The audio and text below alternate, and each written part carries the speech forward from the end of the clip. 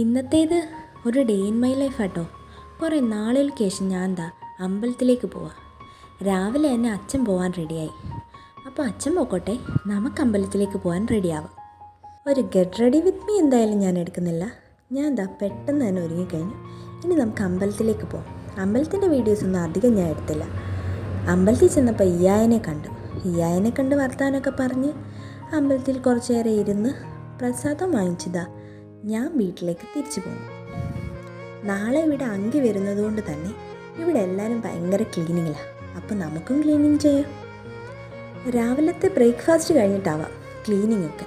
ഇന്ന് ദോശയും സാമ്പാറും കേട്ടോ ബ്രേക്ക്ഫാസ്റ്റ്. അങ്ങനെ ഡ്രസ്സൊക്കെ മാറി ഞാൻ ക്ലീൻ ചെയ്യാൻ തുടങ്ങി. ഉച്ചയ്ക്ക് കഴിക്കാൻ നല്ല ചോറും വെണ്ടയ്ക്ക മെഴുക്കുവരട്ടിയും അച്ചാറും സാമ്പാറും ആയിരുന്നു.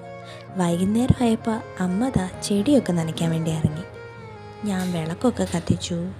അങ്ങനെ ഇന്നത്തെ ഡേ ഇൻ മൈ ലൈഫ് അവസാനിച്ചിരിക്കുന്നു.